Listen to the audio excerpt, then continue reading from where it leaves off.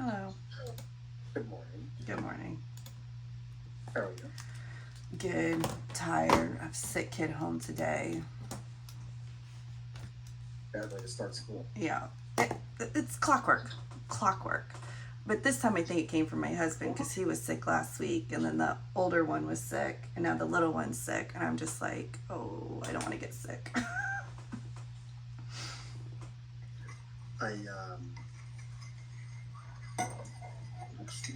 My wife thought Shay was sick this morning, which was fine. That's the problem. Like she was up training last night for 20 minutes. You didn't wake up. I'm like, damn right I didn't. Well, what does he have? What does he have? I don't. It's like sore throat, like congestion, like a cold, but just feeling really bad. So Same thing. do you have the new strain? I'm wondering because like I told my husband he should have gotten tested because it sounded like COVID, and then when I mentioned that he's like, you know what? When I did have COVID, he's like, I felt very very similar. I'm like, not a doctor, but Well, get him a test. I mean, just so you know. yeah. I mean, I don't think people really care about it much. But I mean, I'm still not sure if I've ever had it. I don't think I have, but it's back in the news. That's all I know. Yeah. So was he sick all weekend, or was he just? No, he started like his yesterday afternoon. His throat started not feeling good, and he was getting the Kleenexes out. And then this morning, he just couldn't even get out of bed. Yeah. No. I mean, I guess it's different. He's 8, right? Yeah. 8 or 9. How? Huh? Different to have an 8-year-old sick kid home than to have like Oh yeah. 1 or 2-year-old sick home. Totally different. I assume he's just in his room all day. That's what I would. Yeah. That's what he's been doing. Very good. What did you think of the town hall? It was. I'm informative. I mean, we were talking a lot of the streaming stuff was interesting. I've been trying to keep abreast of all of those things because that is the way of the future. Um, and so that, I think Pete riffs too much. I riff a lot. I'm interrupting you right now by riffing. But like, he didn't like the seven door thing that he like went through. I'm like, that should have been like what you opened with. Go ahead. yeah, no, it's hard because being a former leader, like you don't like the dead air. So it's like when you speak and when you give them a moment. But silence is powerful. At the same time, I use silence quite a bit. Like and in every sales meeting I use it. I mean, I just like make people think. Right? Silence makes people think, always. We had a rule of thumb: 5 to 10 seconds after you pose a question or provide a thought. There used to be somebody who works. This guy named Mitchell Habib. Used to be at Nielsen, like when I first started, like 15 years ago. I'll never forget my first sales summit. Like when we had like sales summits way back when. He fell off the stage and like broke his leg. Like it was like that was one thing. But he was famous for like just staring at the room in silence, waiting for a question, like minutes, not 5-10 seconds. That can be intimidating. And that's why when he fell off the stage, everyone like laughed at him. But Oh my god, can't even imagine. he was Well, one thing I thought was interesting was Jason's question. I don't know if I would have posted it in that forum, but you know what? Go for it. I have a one-on-one with him after this, so I'll figure it out. Yeah, I thought the answer, maybe I misunderstood, but I thought it was said that Peter didn't have anything to do with it. But then based on Pete's response, it sounds like he did. So I'll be honest. I'm gonna be 100%. I may have to clean up a little bit of my mess because I didn't know truly when I was told, Yeah, and since then I have learned different. I have learned something different, okay. and whether people are gonna believe me or not, I'm gonna talk to Jason as soon as we get off this call. I have no say Yeah, at all, and I don't think people are gonna believe me. I believe it just because I've been in your shoes and I know how these conversations go. But Peter kept me out of it. Yeah, that's probably for the best. And was given a number. Yeah. basically, and he needed to hit it. No, I get it. So I'm gonna talk to Jason, and because I truly I didn't know, honestly, I believe you. and like it would have been a terrible decision to make in the first place if I had to make it, and that's why Peter didn't make it. Yeah. So I appreciate that. He's a good man. And sometimes the direct superior is too close to make objective decisions either. I can't. Yeah. And I know in local client service, after I spoke with Barbara, I spoke with other, Catherine. I saw them all on Friday. I drove past Columbia. That everyone had incredibly difficult decisions to make. And like seeing them in person, it's like everyone is still incredibly shell shocked. Yeah. Catherine's a decision maker, right? So, look, he asked a pointed question, and part of it, wasn't like why people were selected, but also like how it was pretty unequal. I think that was also part of his question. Yeah. Again, that part of it, it kind of was equal in some respects. I don't know what I got to find out what he meant. Well, here's how I took it is when we look at looking for common denominators of the people that stayed versus the people that are no longer here, it was kind of hard to find one. Like it wasn't just really tenured people who have all the merit increases over the years and are, making outside their bracket, right? Because each position has a bracket. And once you get outside that, it's, and then if the new people, it's not all new people, I've been here less time than a lot of people, but then like Alejandro, who's been here even less time. So there's no really rhyme or reason there. So now we're looking at like performance, and being candid, I feel like everybody outperforms me. So then I'm like, well, is that have anything to do with it? So that's what I think Jason meant by it. I think, look, I will be 100, I'll be 100% candid, right? I'm not going to say Peter didn't, he's not asking questions about the team. Yeah. And I think in your case, I think you have a ton of skills that whether you think they're being utilized enough. Yeah. You hit the nail on the head. I don't feel like I'm utilized enough. So let's work on it. Let's fix that, right? And I want to make sure that you feel like you are being utilized enough because you have all the skills. I believe it. Thank you. So again, last week was just such an unbelievable week. Again, people from whether they had months of tenure or decades of tenure or fortnights of tenure, right? Like not fortnight. What is like the double tenure? I don't even know what it is. 25. Quarter century. Yeah. Teresa Liston, an assistant who I sat next to, she did 44 years. 44. Like a buddy of mine, like his brother just died. He was 43 years old. Like she was here his entire life. Yeah. And puts things in perspective. And it just so like it's gonna take us.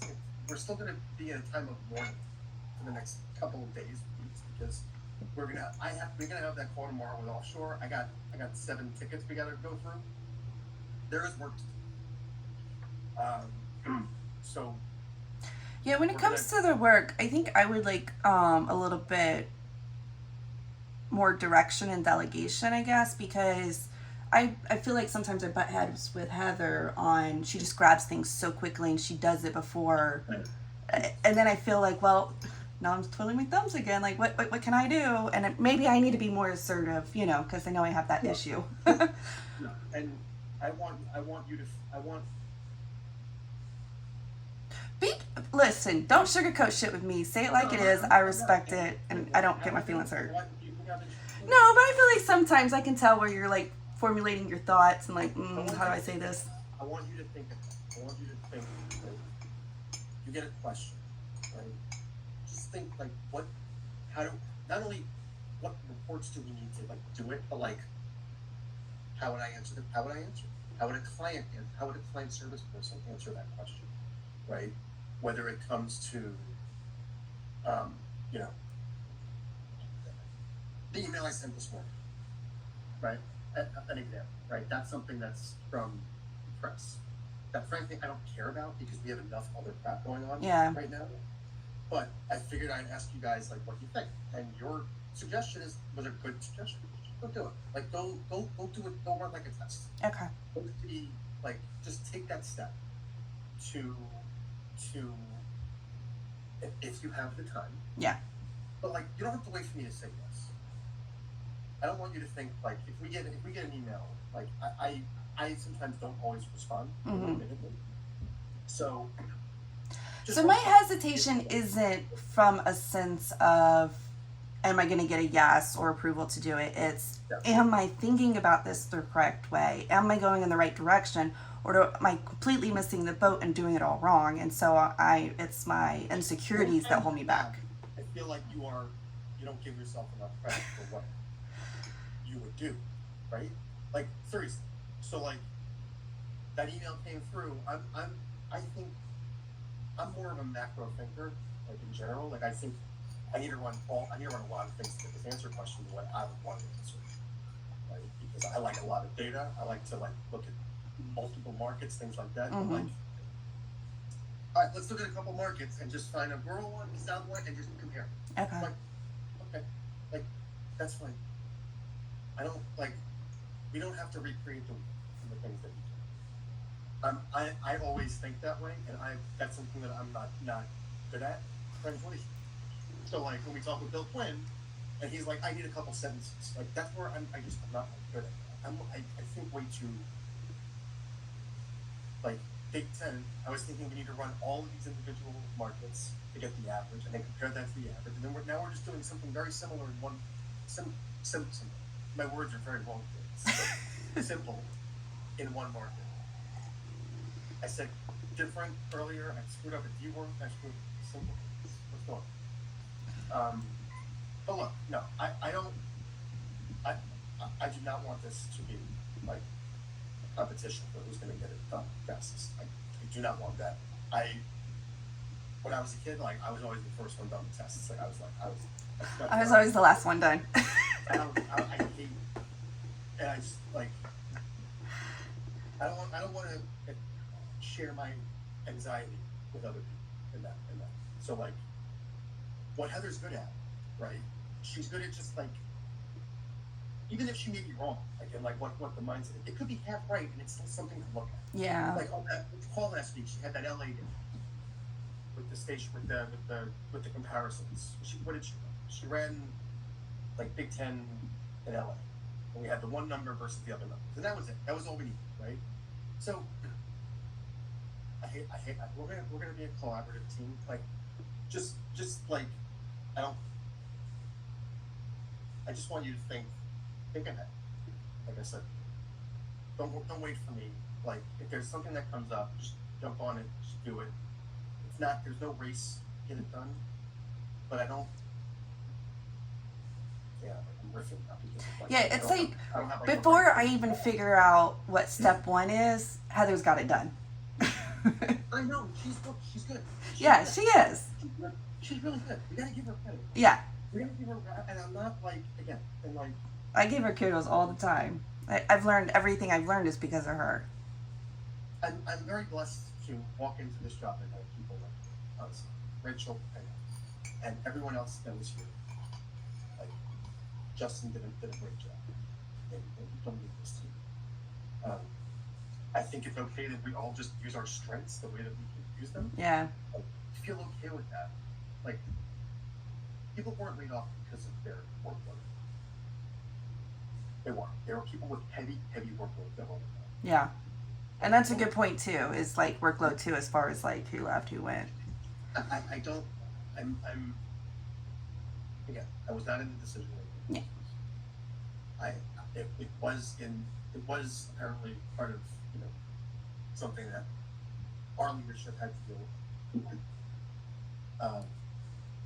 But I don't want you to feel like you're, it's not, it's never, I can't have competition. It's like, I just can't. Yeah, and it's not a matter of that. It's more my own personal feeling like sometimes I slow the team down or like I'm the weakest link. It's just not the case. Okay. Yeah, I only have four. I have four. Well. You're all that much more important. We are all, again, and I'm gonna have to go talk to Jason right now and figure out where his mind is at too. Because I just feel like all of us are a little off. Yeah. And I feel like you definitely thought you were part of it. And I was trying to tell you in every way that you were. Because of what I knew, at least at that point. I had a sick. Yeah, oh no, after that conversation last week, I knew immediately that I wasn't impacted because of how you were talking in future tense. Then the whole thing with the Python class, which I have signed up for now, all registered, good to go. That starts mid-October. So I'm excited about that. But that's the kind of stuff that Peter likes, honestly. Like, he said that's a good thing that she's doing. And I said, I agree. And I didn't tell her to do it. And I don't have time for that. Yeah. I do not have time to go learn coding. And that's a huge reason why I wanted to step away from leadership is I never had the time to develop myself and invest in myself because I was too busy doing the job. Like, I know your days where you get off one call to the next, you spend your entire day on calls and you get no work done. Today is literally 9 to 5. Yeah. I put 4 to 4:50 kids because I knew that they were going to be home. So I'm like, I just can't. I gotta give myself an hour at 4 o'clock. Yeah. So I'm gonna be working from 8 to 4. And I was called to be on a set call at night. I had 2 people from offshore picking 9 a.m. I joined this call. I'm like, I'm not leaving. I'm staying on. If there's one thing I want to hear right now, it's like, what does Pete have to say? Yeah, right? Let's make sure. I don't want to do it. So like I admitted like I'm already declining stuff. And look, I think the better we can market ourselves, the more you can take things for free, add into your resume, do it. Mm-hmm. And when we get little requests like this, like happy to send things directly to you. Like if that's if you want if that's I've done that with you like many times. I send things to Heather, I send things to whoever I think can take it and can get it done. I have plenty of bandwidth to take things on. I'm gonna think differently myself too because I think I need to change. So what I'm gonna do better is, you know, all this impact data stuff. Like I'd like you to really take more on.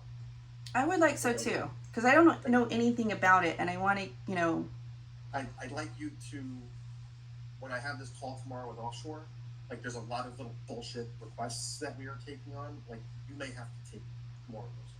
and I'm happy to because it makes me feel like I'm contributing and doing something. You need to. We gotta reset. We gotta hit the reset button. It feels like we need to hit the reset button. So just tomorrow, like, let's plan for you to take more of what Val is doing. Okay. All right. Let's plan for that. I think that for me that would be incredibly helpful. You know, for you it would give you more insight into like the little reports that are requested. More insight into what we do Yeah. in local TV, because Val had, again, he knew, it's like he knew all these little things because he's been here so long. It'll take you time to figure it out. Yeah. I'm not doubting that at all. But we are now, while this terrible thing happens, it's almost like another gift because now we're given these new responsibilities, new opportunities to learn new things. And I look, there is a lot of stuff that comes in that I take too much on myself. Yeah. I send to, whether I sent it to Val in the past because Val got a ton of just like he got like really a lot of like stuff that I didn't want anybody else to do. Let's work together. I want you to feel valued. Truthfully. Yeah. Thank you.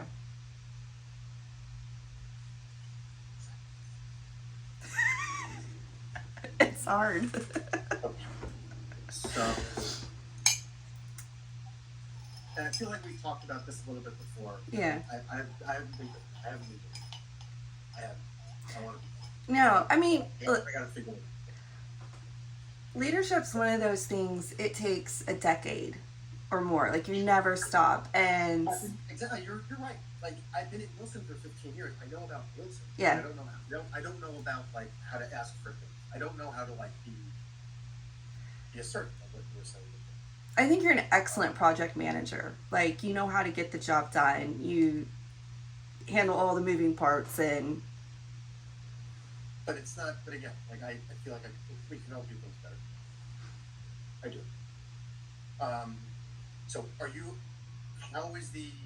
And I haven't talked with you guys about like the college football stuff. Did you take any of that? Or? No, and I asked about the co-viewing because I hadn't heard the term co-viewing before. And she went ahead and did, and I said I wanted to do that, but she went ahead and did it all and sent me the files. And then I saw how easy the co-viewing was. All she did was divide household by P2+. Which so when we say co-viewing, we just think about like people watching together. Okay. So, and Nielsen, the reason why it's so important is because we are the only ones who can do it because we have a panel. Yeah. And other big data sources, they have generally household data. Right. We have the household, but we also have the demos. So how many people are watching in each household? Okay. That's all it's That makes sense because I didn't even put that together until you just said that, and those are the moments I feel stupid because I'm like, we don't talk about that enough. We don't talk about it enough. It's not a normal metric in local.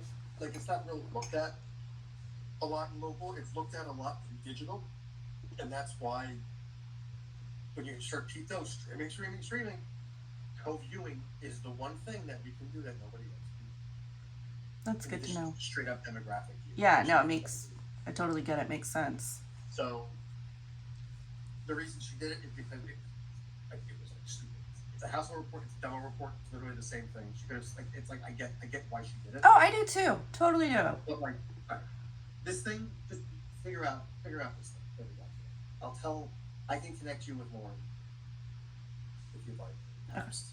And like I actually thought about you for this because like you're a rural person.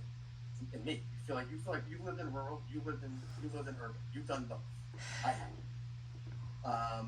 And let me tell you, rural areas, they ain't watching nothing but Fox News. So like what if you did like Baltimore versus like Middle Pennsylvania or like West Virginia or like something else like Middle Tennessee, and look at Scarborough and figure out what the preferences are for how they access their news, right? Differences in a red market where we know they're heavy Republican market versus an urban. Like I think that's all there. Yeah, I think there's plenty there. There is, and I'm just again I was being lazy. So You weren't being lazy. I mean, that's part of your job is to delegate and strategize and have your team do. Keep thinking about what I should do myself. Keep going. I got people. All right. So But I also know when to push back and be like, okay, my plate's full. So unless I tell you my plate's full, I can take more on. And you never do. So like that's nobody ever says no to me. So I should keep asking. You don't know where the line is until you cross it. That's my point. See, I was always I tried to be a very respectful person.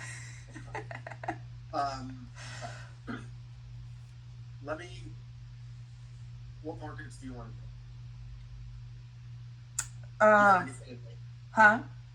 Did you have any markets in mind? No, I think Baltimore's probably a good market. Baltimore, like the market itself, like within, like if you looked at a map, like I assume are there counties within Baltimore that are more rural? Yeah. I mean, maybe it could even be looking within a DMA and looking at those county wrap-ups, like a county roll-up, like the urban part of a DMA versus the rural part of a DMA. How do you do that? In Scarborough, you can, if you're in an individual market, you can create a county grouping. A county what? Like a county grouping. Grouping. Okay. I forget what it's called. An on the go something. In Scarborough, it's possible to combine geographies.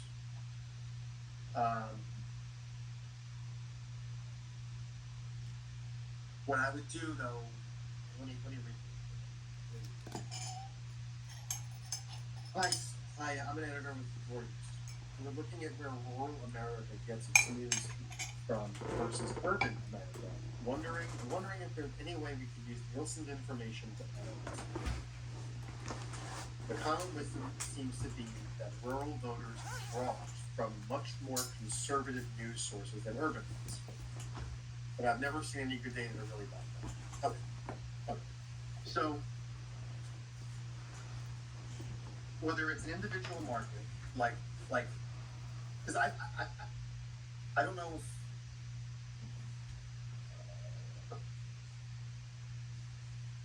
here's where I'm thinking. We run a Scarborough USA Plus report. Like USA Plus looks at has all the individual markets within it. Okay. We rank them by Democrat and Republican. Pick the highest Democrat market and pick the highest Republican market. And then just see what they watch for their news. I would assume that in the high Democrat market, they're going to watch MSNBC. And in the red market, they're going to watch Fox.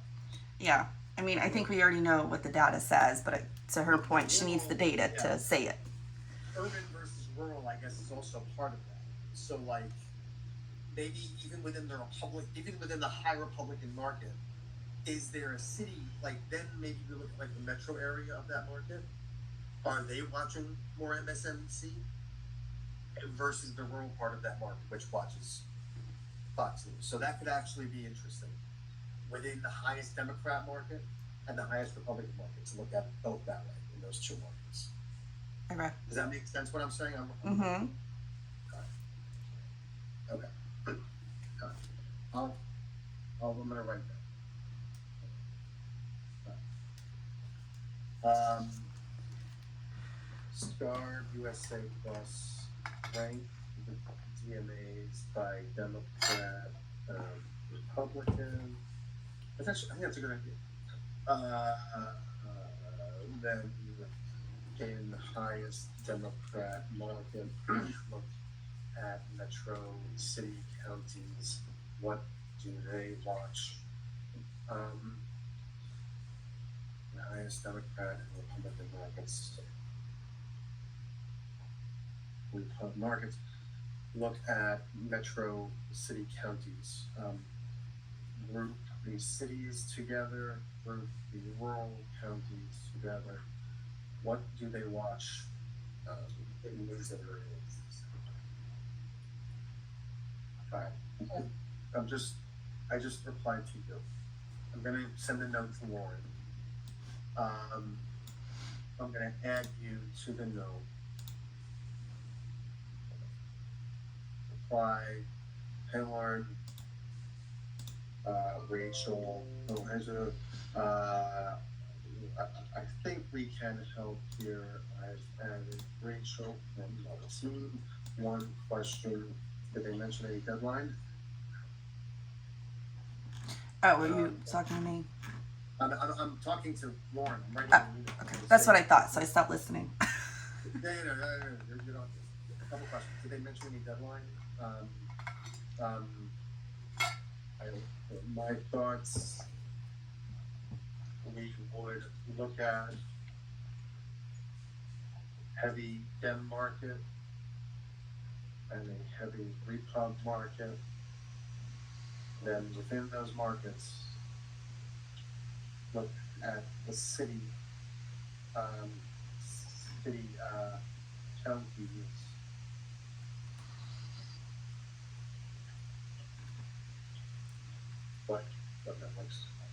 What cable news nets do they view? The word hit pretty bad. So we are still reassigning some work.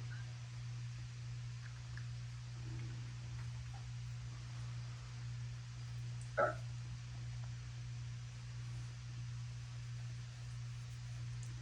Let me just see what she says. I responded, I wrote,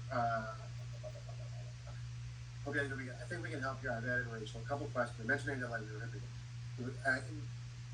let's just see what she says. I don't know if she even knows what they want. So, oh shit, I'm 5 minutes late for my next call. All right, sorry. No, thank you. And thank you for reeling me in. I appreciate it. Appreciate it. Thank you. Talk to you later. Goodbye.